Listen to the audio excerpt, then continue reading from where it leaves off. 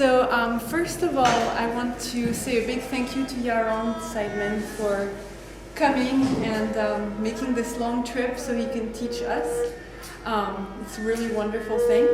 And also want to thank Sisoma and particularly Coco, who was the link in why all this happened, and Mimi Chang and Bill Mosca for putting this event on. So they asked me to briefly introduce Yaron and what he does. So Yaron has been studying classical Chinese medicine for over 23 years, and he originated the Hunyuan method for fertility in 2002.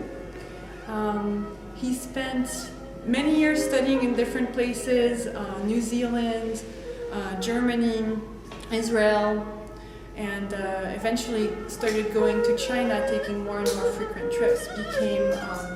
Studied with Liu Li Hong and also studied Qigong for a very long time, and he incorporated all these practices into the Hunyuan style of Chinese medicine. So we're really fortunate to be able to listen to what he has to say and wants to share with us.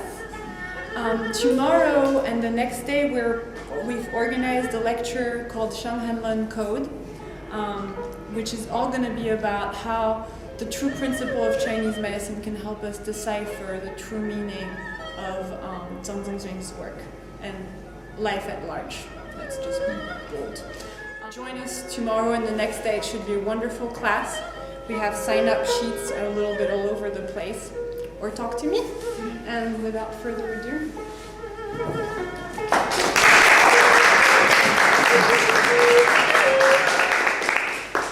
Thank you for the introduction. Thank you everyone for having me here today.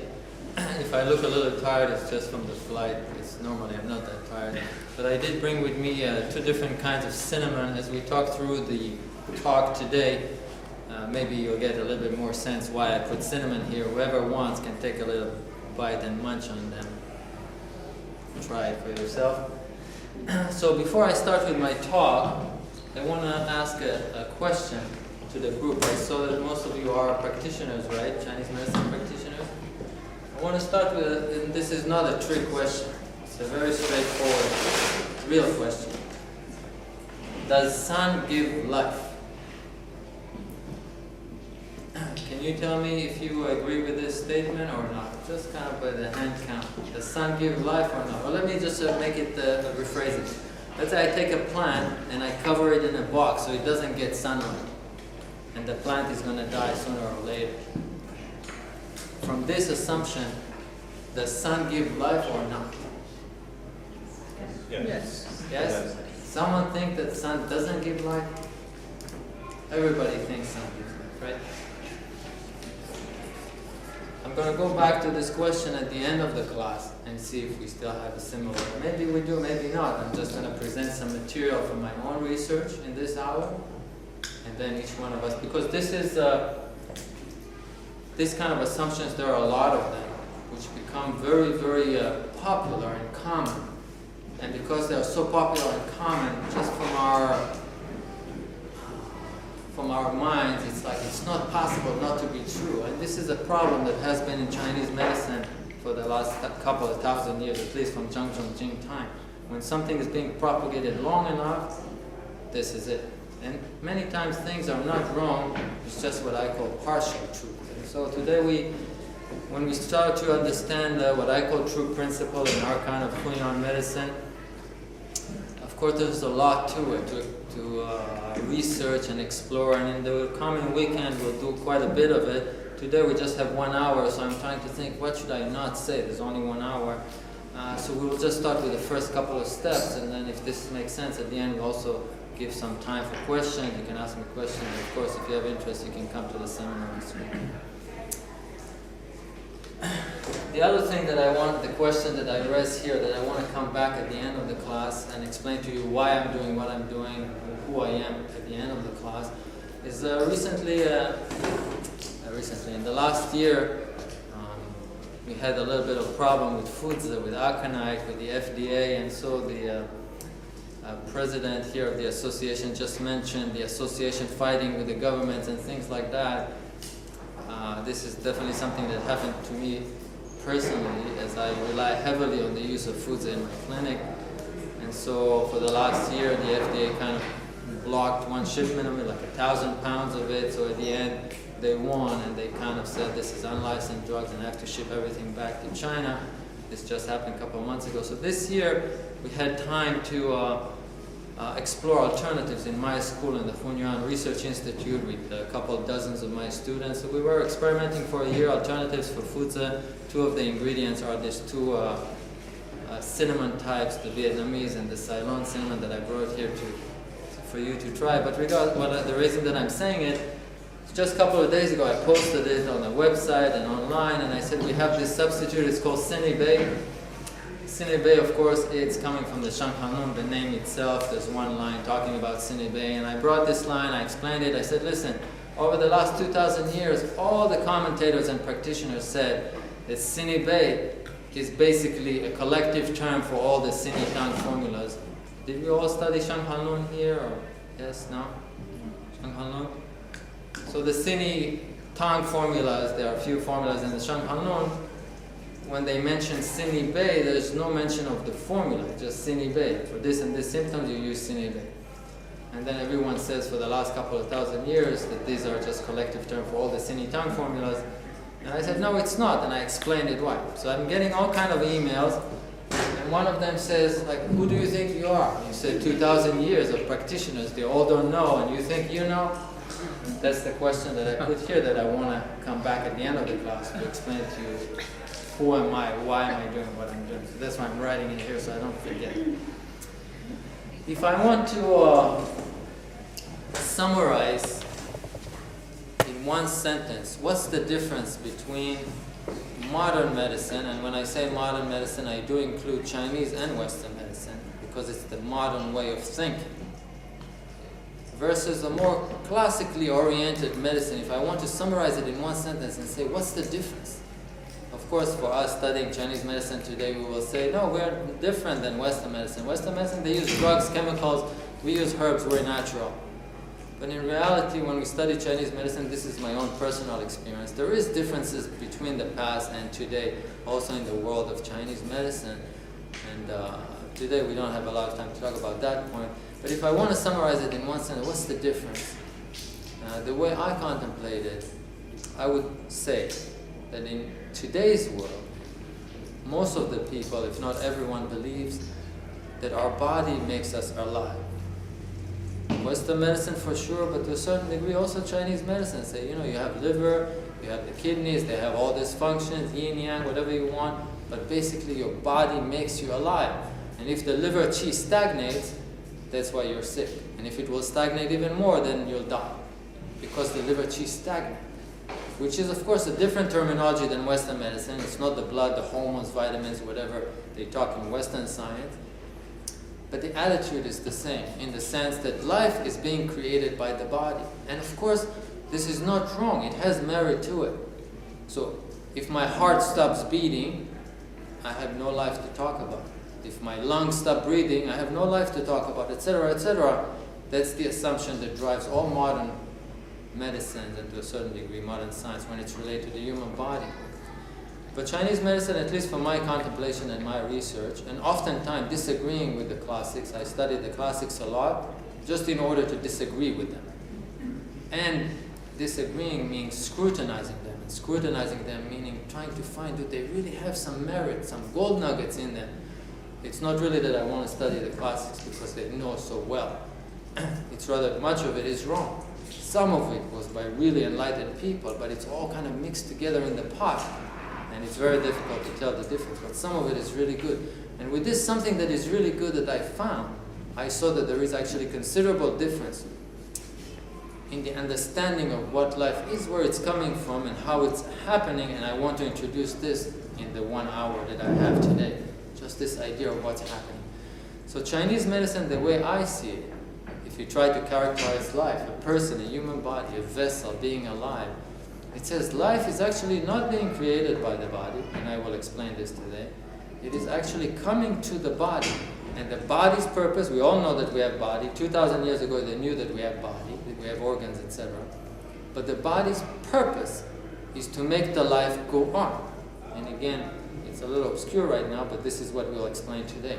The body's purpose, the physical body, the organs, the heart, the lungs, the stomach, the intestines, all the junk food and the tissues, their purpose is to make these things we call life go on. Another day, another day, another day, what we call another cycle, another cycle, another cycle. So Chinese medicine, as I see it, asks itself two different questions when we want to understand such a thing as life. Because life is something that it's very difficult to quantify. They're very difficult to measure. What is it? How much? How many pounds? It's very difficult. So in the modern world, when we quantify things, we do what we call ask the what question. Meaning, what is happening? What question means I can quantify it. What happened today? I woke up, this happened, that happened, how much did I eat, what did I do? These are all what questions. Even if we say why, we actually mean what.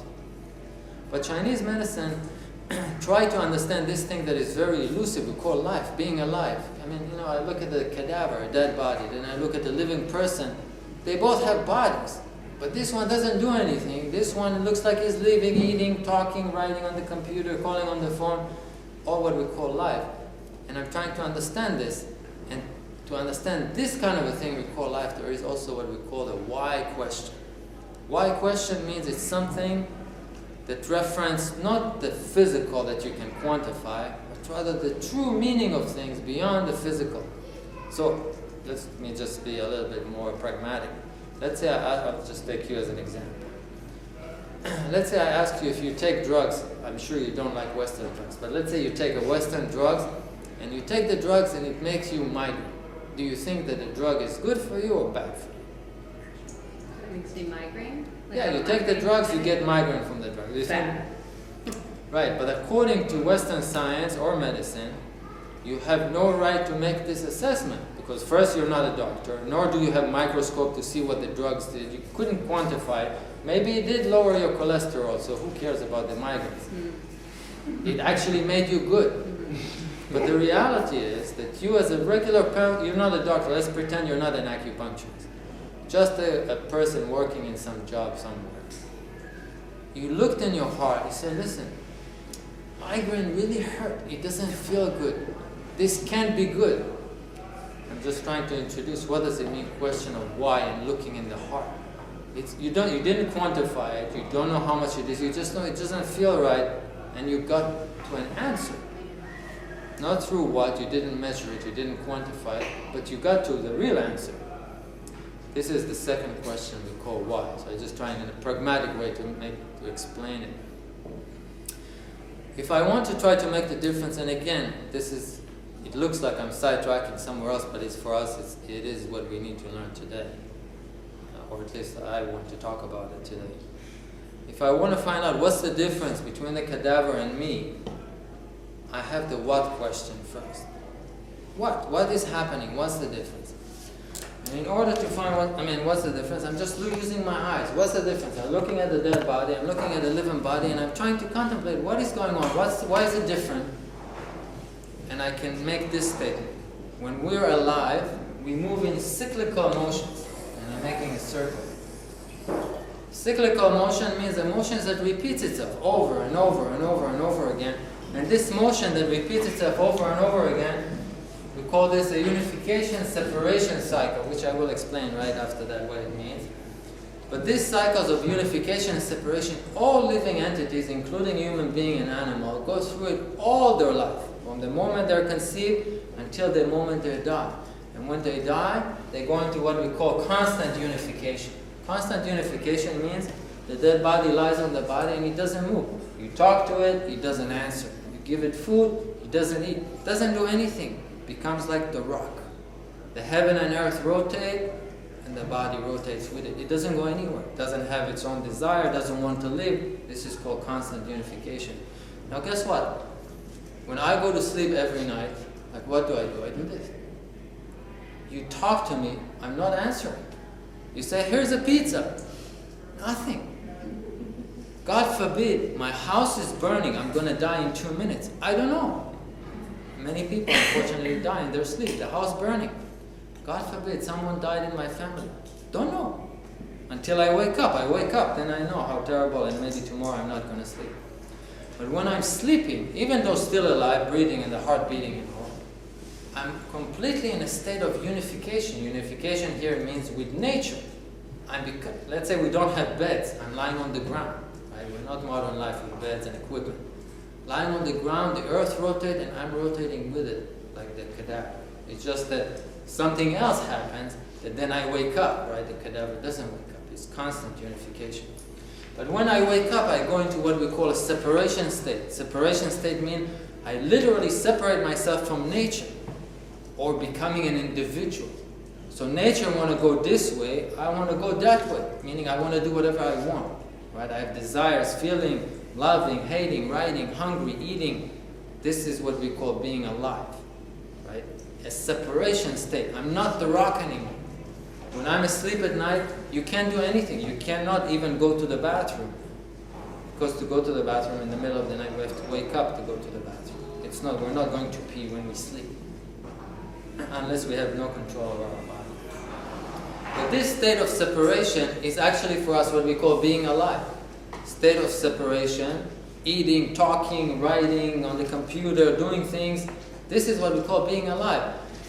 And this is, again, we're still answering the what question. What happened when we were alive? We go into unification, separation. Unification, separation, all our life. Maybe you know someone who doesn't go to sleep at night, but I don't. And of course, if we don't sleep, if we have insomnia, this belongs to one of the problems that we have in Chinese medicine. It's not the rule, it's the exemption. Now this is the what question. When we're alive, it's like this, and when we're dead, it's like this. Nothing happens anymore, ever. But now the second question comes by. I said, okay, we got it. Your separation, unification, separation, unification, got it. But why does it happen? Why am I lying down like this for 8 hours instead of writing and doing work and making money or something? Like, why am I not doing anything for 8 hours? Or 6 hours or 10 hours, whatever it is. This is, here we need to find an answer in the heart. Why these things are happening. And Chinese medicine, again, every time when I say Chinese medicine, it's mean just me, in my opinion. Because you look everywhere, who else said it? Nobody said it. So I say this is like my Chinese medicine, Hunyuan medicine I call it. So me and my student in the Hunyuan Research Institute, we actually don't call it Chinese medicine. We say, well, this is Hunyuan medicine. Nobody else said this thing, so we just give it our own name. Now the question is, why do I do it? I'm looking in my heart. I said, okay, why is the time wasting here? I have a lot to do. I'm really a very busy man and I want to accomplish a lot of things. Why am I lying down like this, not doing anything? Chinese medicine say, my Chinese medicine say, as soon as I disengage from nature to become an individual, alive, want to do my own thing, my source started dwindling because I am disengaging from the source. And again, remember at the very beginning I said Western medicine say, no, there's no source. Your body makes the light. Which, of course, gives rise to many questions. If my body makes the life, how come the cadaver doesn't get alive? He also has a body. And we will still elaborate a little bit more on that. But when my body distances itself from nature to become alive, to go into separation state, my resource is disconnected. So I am alive, which is good, but my energy source starts to dwindle. That's why my body has a mechanism to start to get tired so I can move back into unification, which in English I give it another name, I call it recharging. So you use the batteries, they run out of juice, you plug them in this case in nature, you plug them into nature, recharge. And guess what happened tomorrow? Energy again. Remember last night was exhausted, about to die. Like so tired, I just want to go to sleep. Wake up in the morning, ready to go. Like nothing happened. Energy again, I call it. Energy again. You recharge energy again. Now, recharging is not just with sleeping. Recharging literally happens every time when you plug into nature. So imagine that. That's me, my body, right? You have a tree with an apple on it. It's not me, it's the tree, it belongs to nature. I take this apple and I plug it into my body. I take a foreign object and I insert it into my body. And my body has a mechanism, breaking it, take the spirit from it, moving it into into unification with my body so I have energy again tomorrow. Every time when I breathe air, the air is not my own, it's from over there. I plug it into me, inhale it, energy again. Water, I take the water or the tea, I bring it in, energy again. Every time when I plug into nature, to food, to air, to drink, to sleep, which involves different levels of different kinds, every time when I plug into nature, it's called recharging, not just the sleeping. So let's say I'm going to say, you know what, today is the 21st century, I'm going to do whatever I want. Don't want to eat. Don't want to breathe. So all of a sudden, after 2 minutes, my body can't cycle. I'm the boss, don't want to breathe. Who says I have to breathe? Meaning I don't want to plug into nature in that way. Of course, this is not optional. We have to recharge because our body doesn't make the life. If you don't plug into nature, there's no energy again tomorrow. So this brings us to the very beginning statement. We said the body does not make the life. It just knows how to make it go on. You plug into nature, you get energy, you make it energy again tomorrow. So all the recharging activities that we do is in order for us to get energy from nature, and then the energy becomes mine. And I go into separation tomorrow and live again. If I don't have this energy coming into me, I cannot live again tomorrow. And I said, okay, got it. I plug into nature, I got it into me, now it becomes my own energy again tomorrow. I plug into me, energy again tomorrow. I said, hey, there's something else very interesting happening. I said, look at the person going through life, 10-year-old, 20, 30, 50, 60, 80, 90. You grow older, you have now a lot of savings, you can buy only organic food, and you move to live in the mountain with the fresh air, where you couldn't when you were a little kid. Despite having better resources, there is less energy tomorrow. Like a 70-year-old guy, he doesn't jump and run like a 10-year-old, even though the 10-year-old only eats McDonald's and sweet. I hope McDonald's is not looking at this recording. But the older person eats only organic food, but they don't jump and run and this. There's much less energy again tomorrow.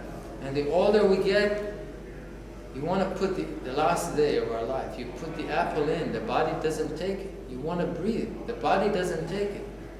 Chinese medicine, what happens here? Ask itself, what's happening? Say here, this recharging or unification that we talked about that takes the energy from nature and have energy again tomorrow requires our body's ability to accomplish this task, the same ability that the cadaver doesn't have. I call it, I just give it a random name, I call it recharging instrument or unification instrument. In Chinese, if you read the Shang Han, part of the principle that we're researching, it's called Shaoyin energy.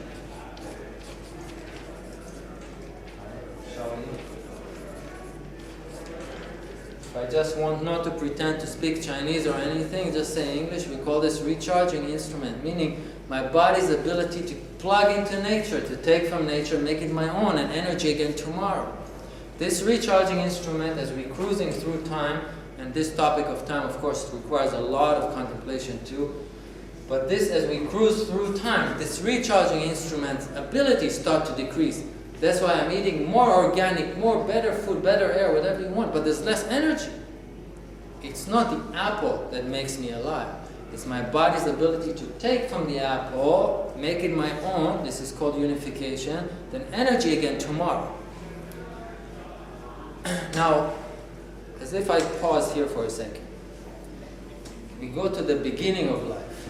A man and a woman get together, have some fun after they went to the bar here and drank some beers. The sperm and an egg get together, they create an embryo. There's no body. I mean, there is a physical embryo, but there's no heart, lungs, stomach, there's nothing, right? It's just a piece of an embryo. The cells start dividing. The life is happening. Of course, this topic also needs to be explored a lot. But life starts happening without a body. That's why the embryo has to stay with the mother, because the mother helps it keep on going. But what happened? Look, life started. The parents conceived the baby, not the baby, the embryo. Life started going on, and then the physical vessels start developing. The body start developing, right? At the beginning, there's no baby, there's just embryo. Then you go to the doctor every 4 weeks, 2 weeks, you see all of a sudden the head and the spine, then the arms, the fingers, the organs and stuff like this. Which also very interesting to see that today with modern equipment they can see that the heart start beating before week 5 when the heart didn't form yet. So there's no really heart, just the pieces of it, it's already beating. There's not even the heart to beat. But you have the whole vessel forming as a baby, and then the baby comes out, or the vessel comes out of the mother. Separate, physically separate. Because at this point, what can the baby do, which before it couldn't? It can do this, what we just talked about. You can give him an apple right away, of course, breast milk or whatever, but it can start plugging to nature, where before it didn't have the vessel to accomplish this, plugging into nature, making it my own, and energy again tomorrow. So remember at the very beginning of the talk I said, the body does not make life, it helps it carry it on. Life started at conception, there was no body. The body started building up, was ready to go out of the mother. It makes this life go on, go on. What does it make go on? What did the parents give to the baby? They only gave the baby one thing. Is this Hunyuan energy, or recharging instrument, or the ability to take from nature. The more ability they give the baby, the more life there is to go, more years, what we call in the classics allocated years, 100 years or however long. This recharging instrument that we have at the beginning, which is very strong, declines as we go through time, and we can take less and less from nature. But now, okay, we got the principle, the general principle, but what does that have to do with medicine? Well, we're all talking Chinese medicine. We said, remember, we have the physical vessel to accomplish this task. Not that the vessel make this happen. The cadaver doesn't make it happen. We have the vessel in order to be able to take the apple, in order to take the water, the air, to plug into nature, to have energy again. So on this circle, and miraculously, human being looks like they're all created the same. Everyone has heart, everyone has stomach, everyone has lungs. For some weird reason, everybody gets the same organs to accomplish the same task that we started with, or were endowed with when we were created, and we can plug into nature. So this brings us to going a little bit more technical. Now, okay, you say, we got the idea. We're talking about life, being alive, not being alive. I really want to know how to write a prescription. Right? I really want to know how to help people make the medicine. This is our first step. First, we have to understand the principles. So, if we don't understand, and I will go on about it a little bit, connecting it to the physical body, but if we don't understand this basic principle, and we study Chinese medicine the way we study it today, it's a bunch of organs together, they work who knows what, and if the liver is stagnant, you have a headache. This is problematic. And we say it's not Western medicine, but in reality this thinking process is the same. Meaning the physical body, my liver yin-yang is making me alive. It's not that there was life and my liver is making it going on. That's a very fundamental difference, because if we are not aware of this issue, which this is Shanghanlun medicine, we don't know where the root is. Headache, stomach pain, nausea, Shaoyang, Taiyang, Yangming, it's all kind of diseases and symptoms, and who knows what's going on in there. Knowing what the root is, how do we live, or how do we have less life? We need to understand this. This is step number 1 in Hunyuan medicine. Like, first, get the gist of the idea. What's going on? Now, in order for me to have this happening, the unification and separation happening, I have the different tissues and organs to help me accomplish this task. So now we will go into this in great detail in this weekend, right? We have a very compressed amount of time. I just want to bring one example, because we were talking about this apple again and again. My body goes into separation, which includes all different levels: emotional, physical, spiritual, whatever you want. I'm not a rock anymore. I'm feeling, I'm getting hungry, I'm moving, on all the different levels. I'm becoming alive. Now this energy, as I explained at the beginning, dwindles very fast because I'm distancing myself from the source. Running out of source, I have to recharge during the day, all day, to eat, to drink, to breathe, even if I'm not sleeping. Otherwise, I'm out of energy very, very fast. Just try to fast and not drink for a couple of days, see what happens. So even if I went to sleep, but I'm not eating for 2 days, it's a very big problem. the energy separates, but as I said before, the mechanism in the body allows it to start doing what we call separation. This is separation, concealed inward. It starts to conceal back into the body, into unification. That place we didn't talk about today, we call center, the place where you recharge, where you plug into nature, which is over here. But the energy has to start to conceal into the body. This we call in Chinese the Yang Ming energy. So today, of course, many people don't study the Shanghanlun at all, but you do have also many people study Shanghanlun. And if I ask them, what is Yang Ming? There's just a blank, there's no answer coming back. They said, well, Yang Ming disease is if you have the four bigs, big pulse, big heat, big sweating, what's the Shanghanlun writes? But I said, no, what's Yang Ming disease? What is Yang Ming? Blank. What is Shaoyin? Blank. What is Shaoyang? Blank. Meaning the principle is missing. We'll talk about it tomorrow. What kind of a joke Zhang Zhongjing was pulling off, getting upset with his colleagues. This is all in the preface in the Shanghanlun. Getting upset with all the colleagues. He said, I'll write this book.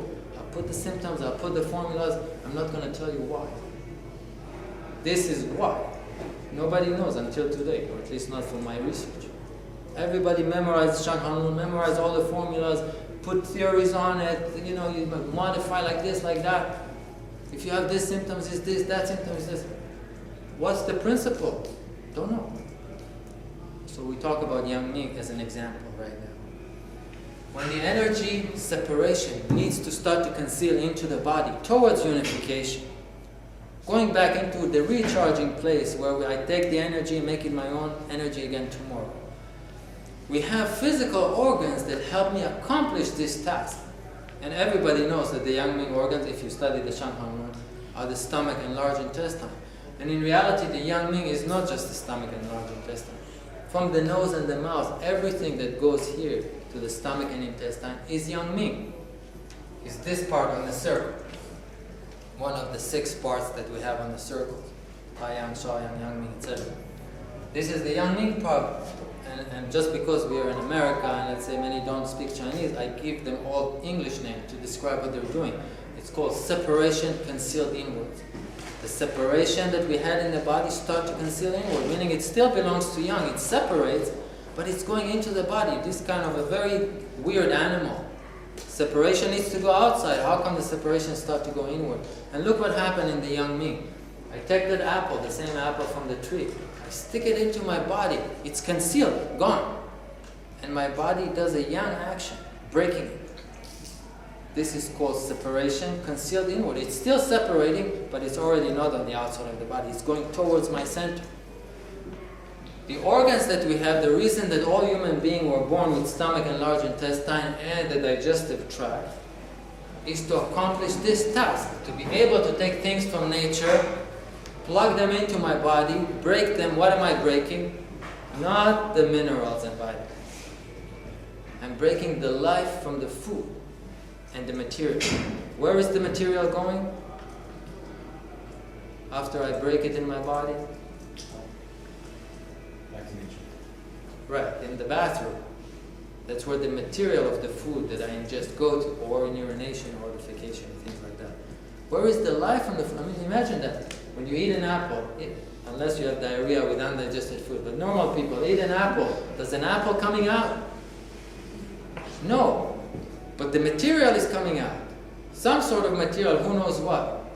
Modern thinking, because in Chinese medicine of today, we did 2 steps and we get to dead end. There's nowhere to go. And I hear all the practitioners said, yeah, yin, yang, etc., and the endocrine system and this and the vitamins. And all of a sudden we pull all Western science because Chinese medicine is dead in its tracks. It's going nowhere.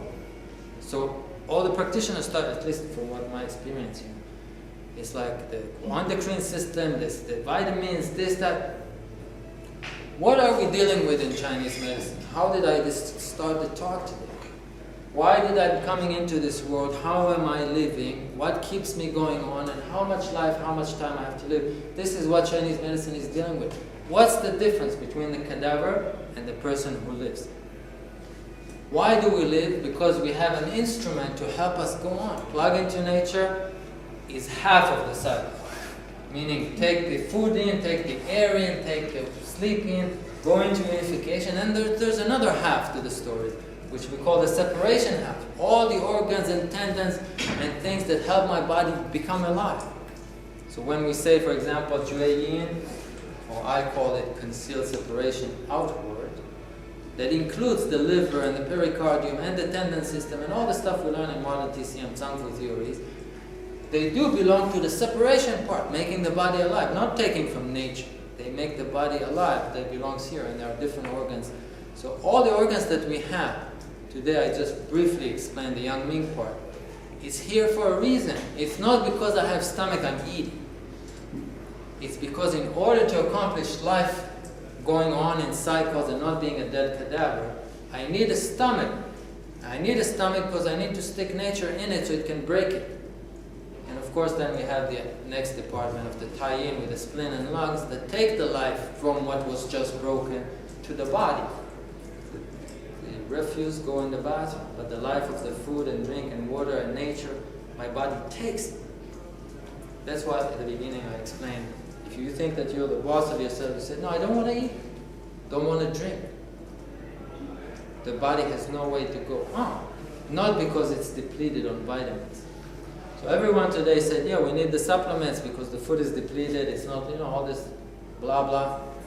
And I always tell my patients when they tell that, I said, no problem, take a few pounds of vitamins every day, stop with the food, and let's see where you go. Nobody can live on vitamins, there's no life there. But with the big industry trying to push all the pills and this, everybody gets confused. It's being propagated long enough, everybody thinks it's true. But really what we're dealing with when we connect to nature, with breathing, with drinking, with eating, with sleeping, and all kind of other recharging activities that are not only these, we're taking life from nature into my body, making it my own, and then some parts of my body help it come out again as life.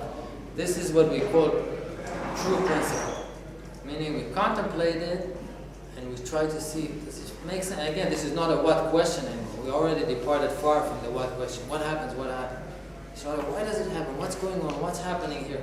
We find the answers in my heart. Like I asked you before. Is it bad for you? Of course bad. Now, how do you know? I just contemplated it for 2 seconds. I knew it. And of course, when the topics get more complicated, we need to contemplate it more. Now, I'm still on this first question of the class. Is the sun giving life or not? There are a variety of topics involved here, and I'm just trying to dodge many of them because of time, just to get to this one question. When we go to sleep at night, from what I just explained today, these are, and we eat and we drink and we do this kind of stuff, recharging activity. These are the things that take energy from nature into my body, make it my own. And tomorrow it's not an apple anymore, it's not the grapes, it's not the air, it's my energy to live it up. And I live it up and I run out of it and I have to get more from nature. And I live it up, right? When I go to sleep at night, this time, just try to, this is again with your heart, try to contemplate. When I go to sleep at night, is the sun out or not? The sun is not out. When I wake up, is the sun out or not? During the day, the sun is out.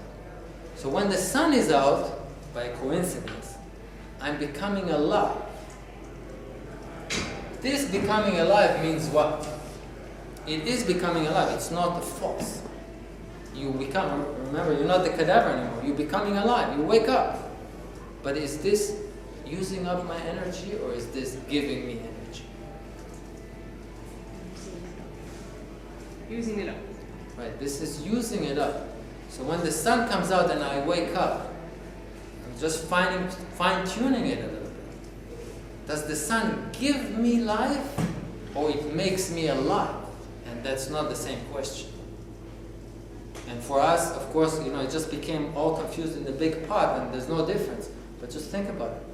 Giving me life or making me alive, like waking up into separation. Is it one and the same thing or not? Because at nighttime there's no sun, and at nighttime that's when the batteries get plugged in. So when you plug in the batteries, let's just talk mechanically. I have a boom box here with batteries. I plug it in to charge the batteries, not to use the boom box. Is it adding energy to it when I'm charging it or not? Versus when I'm playing the boom box, is it adding energy to it or not? Because the boom box is alive now when I'm playing it. So now, I also made it simple for everyone. I said, but if you cover the plant, no sun, after a few days, 1 week, 2 weeks, you see the plant dying. Like, what was missing? So because of that, everybody said, no, life, the sun gives life. So if you cover the plant, there's no life. That's how I described it at the beginning. But what does the sun really not do when you cover the plant? Is it stop giving life now? Or is it stop making the plant come to life? Right? Two different questions. This is something for all of us we can contemplate. You don't need to, I mean, you can prove me wrong in this, but it's very clear. These are all rhetoric questions. Now, I make it a little bit more practical in the very short time that we have. When I'm charging the batteries, putting electricity in the batteries, is the energy that I'm filling in the batteries, cold or hot? Do you think? It's hot, meaning I'm putting life into it, putting energy into it. This is hot. It's not a cold thing. However, when I'm using the batteries and the energy comes out of it, is it cold or hot when the energy comes out? The energy itself.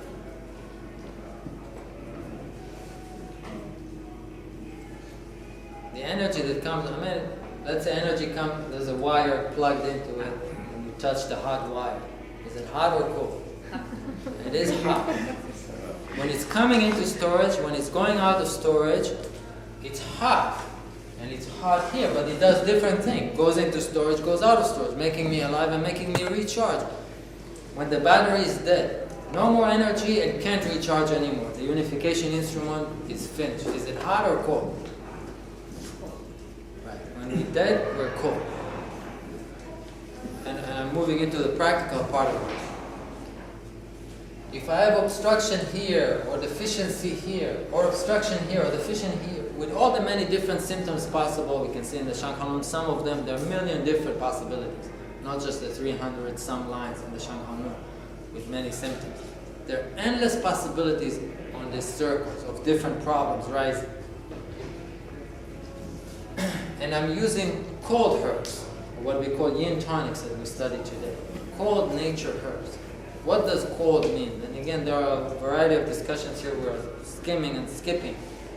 But cold nature herbs, yin tonics, Shudi Huang and the, I mean, we say Shudi Huang is hard, but it's not. But let's say, I don't know, Shiga or whatever cold herbs. Where does the cold herb fall in here? On this part of the circle or this part of the circle? If we want to make the person alive, not if we want to kill it.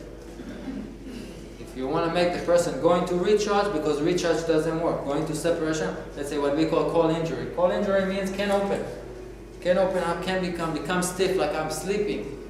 In the Shanghanun, in the Taiyang section, when they say the neck is stiff, the body is stiff and achy, it means like I'm sleeping, I can't wake up. I want to wake up, can't open. This is called cold obstruction or cold injury. I want to open it up. Am I using hot or cold herbs to open it up? Hot herbs. Let's say I can't recharge, whatever, the Tai Yin doesn't work, the Yang Ming doesn't work, the energy from nature doesn't come into my body to work. Do I use cold herbs to recharge the person? Or hot herbs, according to our example of the batteries charging in or moving out?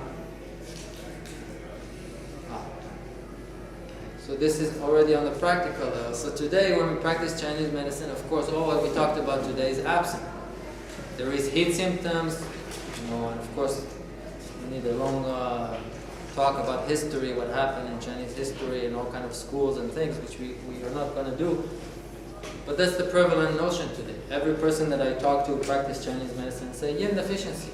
And indeed, almost all my patients have yin deficiency. And the way to recover yin deficiency is to make the energy going to recharge. So where is cold herbs coming from? For what purpose? What happens when the person becomes cold? let's say I have, what's my temperature? 98 degrees. And I'm turning to be 80, 70, 60 and 50 and 30 frozen. What happened? When I'm getting colder and colder. Yeah.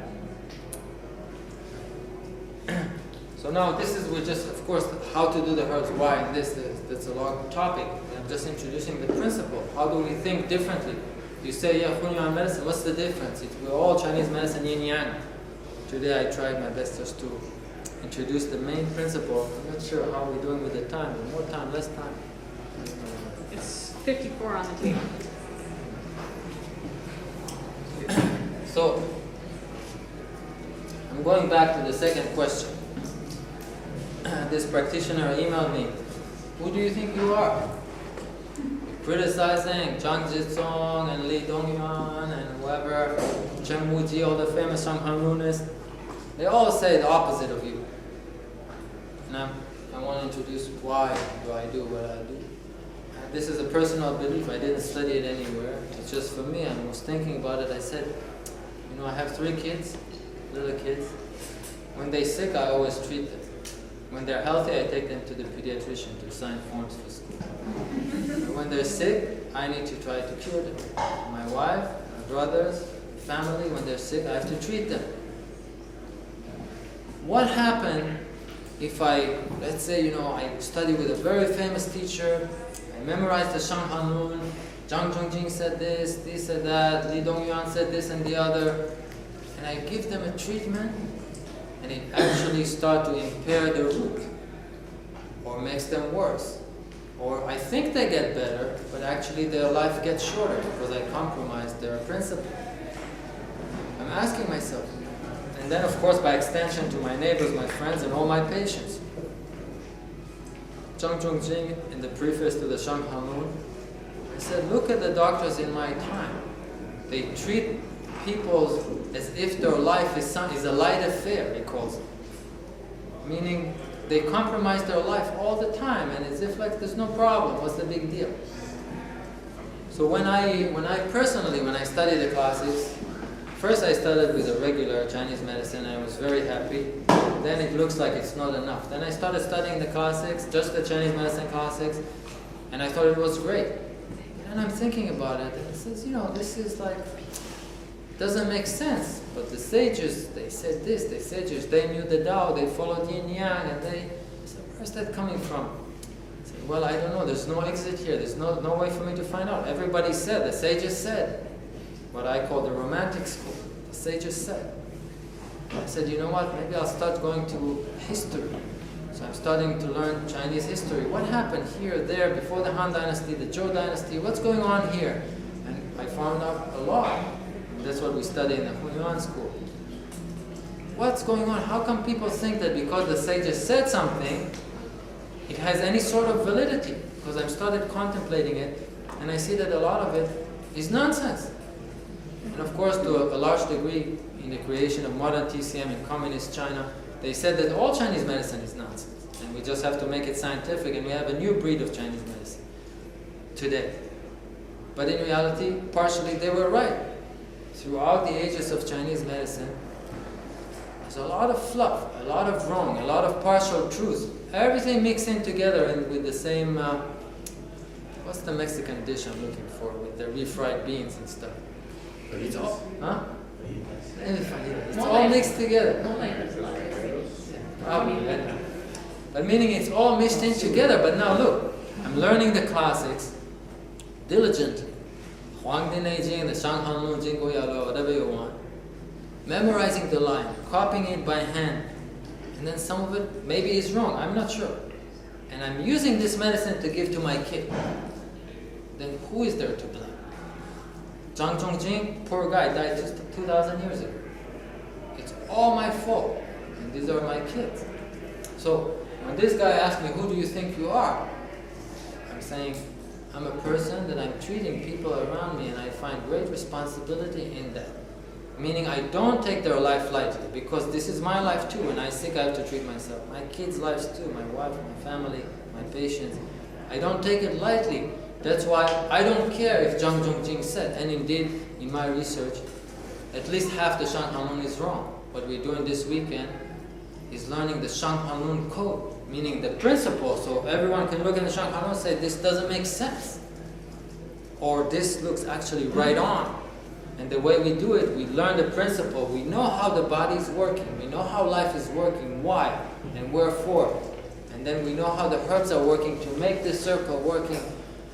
And only then do we go to the Shang Hanlun line and we scrutinize it. We don't memorize it. We don't worship it. Nor the Huang Din I Ching. There's some really good stuff in it. There's some terrible mistake in it. So, and I was talking to Genevieve before. Let's say you go to a heart surgeon. And the heart surgeon say, yeah, I'm really good, but you go in, it's 50-50. I'll try to stick the knife, and if maybe 50% you come out alive, 50 not. I'm not going to do the surgery. But in Chinese medicine, it's kind of, and again, with the association, trying to regulate things, it's a very kind of a loose area, meaning many people can do whatever they want. Can harm, not harm, as long as nobody sees or knows, all theories go. So as a profession, I'm not sure if it's good or not good, but as a person treating someone close to him, this is intolerable. This has to work, and it has to be right, not just on the superficial level, because if we think that someone has a liver qi stagnation, this I'm just bringing one example out of many, many examples, and you use herbs to scatter the liver qi stagnation, guess what happened first? The person starts feeling well. Truth. When the truth comes to the application of medicine on a superficial level or deep level, the medicine has to behave how I tell him. And Western medicine actually is much sharper than Chinese medicine today. Even though oftentimes they do the wrong things, but when they say something will happen, it happens. Not 50-50. I mean, sometimes 50-50, but most of the time. They give the drug, cholesterol go down, even if it's wrong, even if the principle is wrong. But what I appreciate about it, at least it behaves. The medicine behaves. So my practitioners, people that study in my course, and we do also practical. There's a couple hundred of patient visits that I record. I also mentioning to Genevieve before. My students see that. I record with patients for my students in the course. 200 patient visits I recorded last year. And I give them these herbs. Some of the herbs are very potent, some are less potent, and everything looks good. And all of a sudden the patients say, this week I started feeling this and that or whatever, bloated. So the patient gets offline from their recording, and it's only me with my students on the camera. I mean, the students are not there. I'm recording, then they're going to watch the recording. I say, you see, in this formula, this herb made on our circle this. Because of this, the tie-in can take the energy and bloat it. We take out this herb from the formula. I'm going to give her this week the same formula, not this herb. Next week she comes online again. We record it again. How was it? Yeah, the first day, that's it. No stomach. And it's like this 99.9% of the time, not 50%. Meaning we can't go wrong. We always know what happened. Even if it went wrong, immediately clear. This is what we call truth, not 50-50. One of my students belongs also to some chat room with the Shang Hanlunist. Emailed me last year, I still remember, a chain of emails. And this is not just for Shang Hanlun, this is in general the case. So one person in the chat, in the forum says, I had a patient and I tried to give her this Da Qing Long time from the Shang Hanlun and it's not working or whatever. Can you help me? Anyone has an idea? That's the case, these are the symptoms. So someone said, well, you should use that other formula from the Shang Hanlun, whatever. I don't even remember, another Xiao Chai Hu Tang, whatever formula. After a few days, she comes back, well, she took it, she started having headaches. So the third person say, you should use this Bai Hu Tang Jia Ren Shen. Said, I gave it to her, started diarrhea. Like this 10 times. Everyone shooting in the dark. This, that, no, this. Complicated case. I'm not saying it's easy, it's not catching a cold. Complicated. This is not medicine, even if it's Shang Hanlun. Guessing with the patient is not medicine. If it's my kid, I don't want to guess. I want to know. That's why in my practice, we just use about 20 herbs. We don't use 200. 20 herbs that always do what we tell them. Not sometimes. Always do what we tell them. And they can help us accomplish all what we need to know on the circle. How to make this work, this work, and the other. And we did other herbs too. Sometimes work, sometimes don't work, we throw them out. Only the one that behave. This is for me. Like if you try to describe, who do you think you are? Why do you do it? I'm describing myself, how we do our kind of medicine. Because it's very personal. It's not professional. Sorry, before we were talking about profession. Of course there is the profession for association, but for me as a person, it's personal. Personal. You give medicine to people, there's no game. You give medicine, you either help them, you either kill them. Don't want to kill them. Kill them means not literally they die right now. It's just instead of 100 years, they're going to live 95. Who cares? Who knows? How can you measure it? We have our own way to measure how life is being compromised, and this is really our kind of medicine. So this was today my brief introduction. Sometimes when I talk, I rub some people the wrong way. I say, hey, how come you always say we don't know, we should know better? This is really what I'm asking for myself. For the last whatever years I'm studying Chinese medicine, is constant scrutiny of myself, not of other people. That's the attitude that I think a doctor should have. Western doctor, Chinese medicine, it doesn't matter. You treat other people, they entrust their life in you. It's no small business. It's like the scrutiny has to be there. Self-scrutiny, I'm saying, not scrutiny of other people. And that's why I tell my students, you should always try to disqualify what I say, but you have very small chance to do it because I always scrutinize myself first.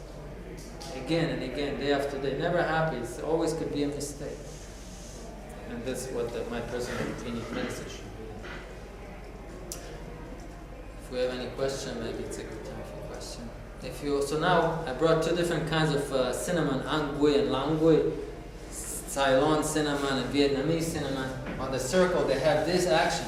They are one of the main herbs to do unification. This new formula that we work in the Hunyuan Research Institute, the Cinebe, has this action, bringing into unification. This we call unification herbs.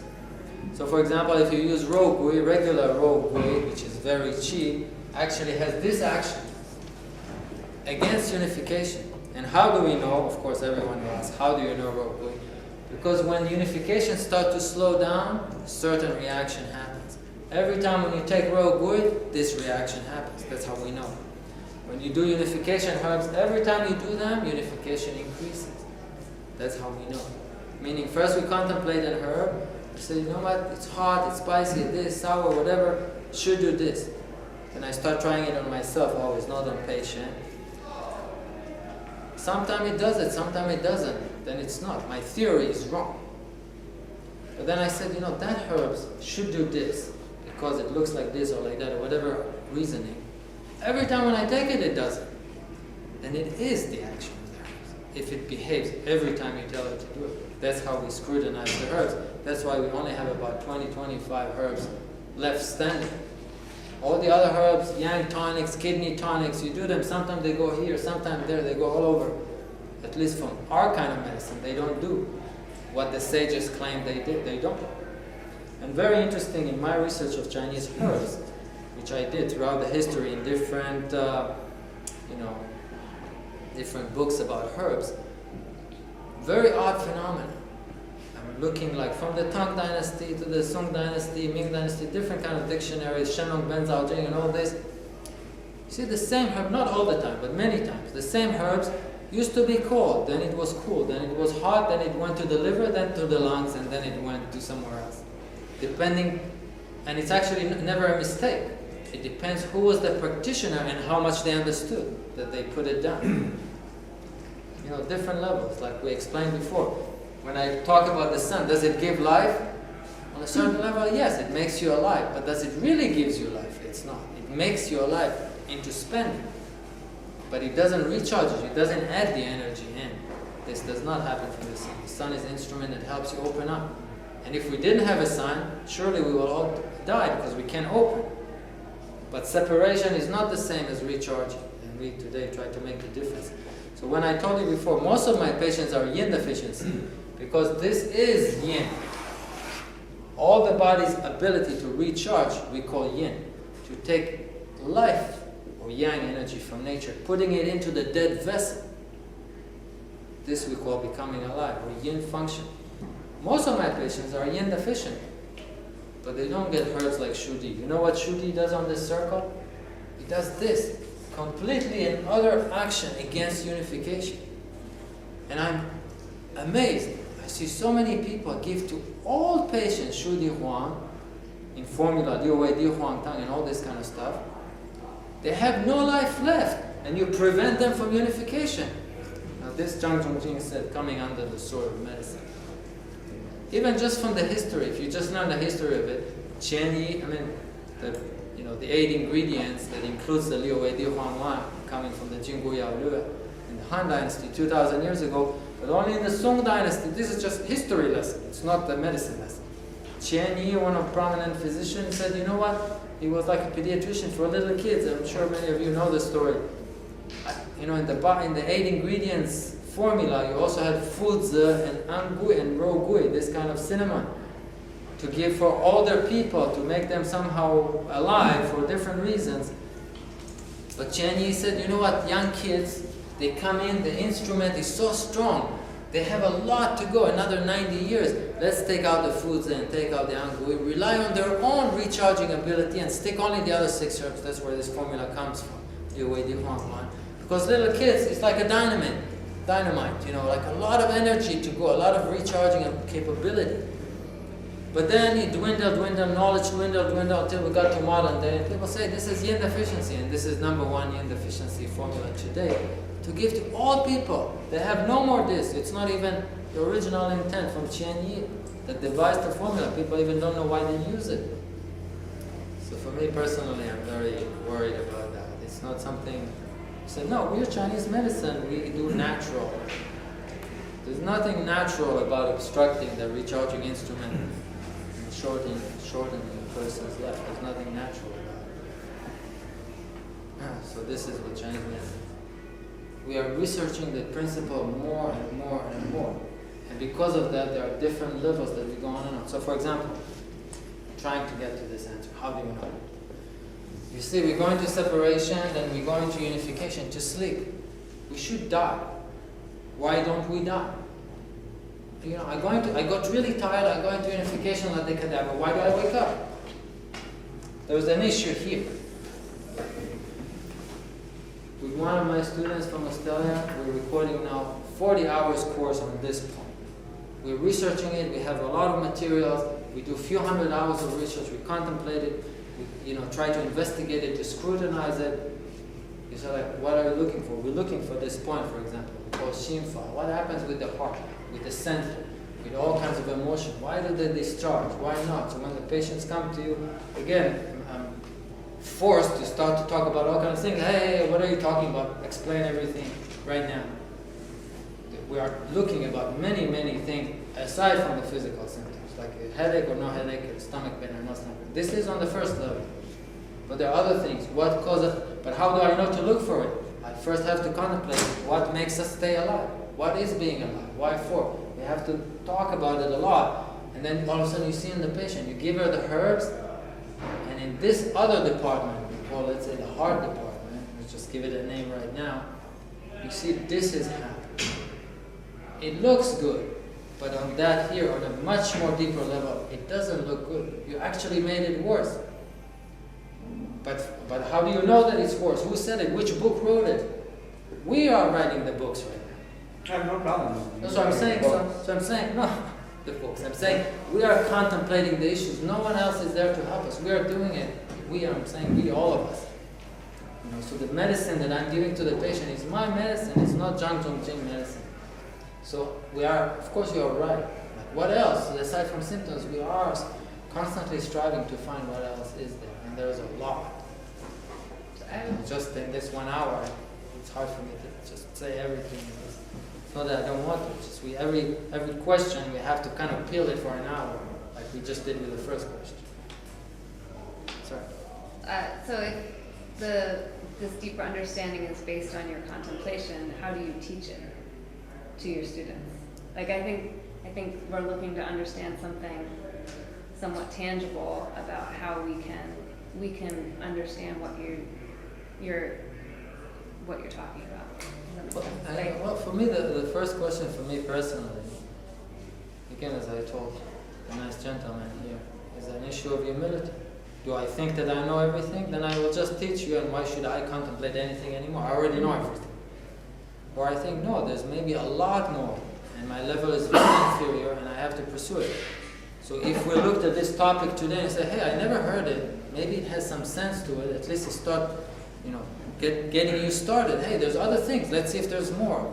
And this, I think, is the first step that always remains with me. Meaning I keep on pursuing it, it's like never ending because I never graduated. I never graduated and now I'm making my business and that's it. It's like, that's my personal opinion. So let's say where you are, Confucius has a saying, it doesn't matter if you know a lot or less, if you are going on the same Tao, we're all the same. But if you're not going on the same Tao, you go on that Tao, we're not the same, even if we call it Chinese medicine. The Tao means we always try to pursue deeper, and as the gentleman here says, but how do you know? Really, I don't. I'm trying to contemplate what is else. I don't want to be wrong. And sometimes I have to. Without humility, if we don't know something, how can we also say that half the classics are incorrect? A lot of research. We'll do some of it tomorrow morning. I mean, it could be that we're not actually applying the classics in the correct way. Possible. Maybe it's not that the classics are incorrect. So for me, when I read in I Ching about how life is about yin and yang, balance, that's going around the circle, to go through the unification, separation principle, and to meet together, right? So are you saying that really it's about moving that circle, or is it about getting it to the bottom, bringing it all back to the source? I'm not getting that from you. There's a lot of issues. I'm really not trying to dodge it. Genevieve forgot to say that I have a new book coming out in 2 weeks. There's a lot of material there too to start with. Okay, in 2 weeks, if you're on my newsletter, you get a notice. But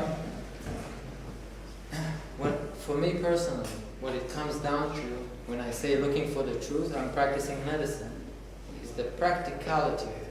Meaning, does it work or not? So let's say Zhang Zhongjing has Huanyuan, Ajiaotan kind of a thing, which I can understand. Right now, I say it's wrong. But in reality, I don't understand. I didn't get to his stature because he's 500,000 more than me. If I don't understand why it is right, I can't use it. So how come everybody is using it? That's where I have the problem. So when I say it's wrong, it's the things that I can't understand it. What I can't understand, I can't use. I don't dare use. Whereas, the way I learned at the beginning was you can use whatever you want, especially if Zhang Zhongjing said. What kind of a logic is that? So likewise in the Huangdi I Ching, some things I said, oh my God, I make it my own. Other things I can't understand it. For me it's wrong. Wrong means I can't apply it. You can't mimic something out of blind belief. This for me is not medicine. Medicine is you have to know. Know it means it has to behave every time you say it, not 50%. That's my guidelines. Like, how do you know that the classics are wrong? I said, of course there is historical issues there. So, I can develop another half-hour discussion about what happened between the warring state and the Han Dynasty, collapse of the Qin, return to the classics in order to make the government, the Han Dynasty government, legitimate. They did the return to the classic thing, etc., all kind of agendas. And Dong Zhongshu, and start incorporating it into the ideology. You have Lu Jia and Jia Yi wrote all kind of political issues. You look at it, you think you're looking at Huangdi I Ching. The ancient, they knew the Tao. They're talking politics. And you can see, so when you do history research, you see, hey, look, what's going on here in the Han Dynasty? And that's what Zhang Zhongjing said. He was at the end of the Han Dynasty, 300-400 years later. He already said this is wrong. In the preface, he concluded the preface from Confucius, bring quotes from Confucius, we'll talk about it tomorrow. What did he say there at the end of the thing? To show you that he didn't say go to the classic. He told everyone, you follow blindly the sages, you don't know what you're doing. That's what Zhang Zhongjing said. Sorry to interrupt, gentlemen, ladies and gentlemen. I know that this session is going till 8:30. If some of you want to stay and partake in the conversation, you can. If you have to go, please feel free to go, because I know some of you need to. Sorry, it's just when I talk about Chinese medicine, I get all wrapped up. No, I think this is a beautiful conversation, and this is the whole point of bringing these lectures together and bringing the community together. But today, I really just try to introduce my point of view of things. It doesn't mean that this is any better than anybody. It's the way I research things. And in the next 2 days, we do this seminar, try to make few more steps to get deeper and deeper, but it goes very far.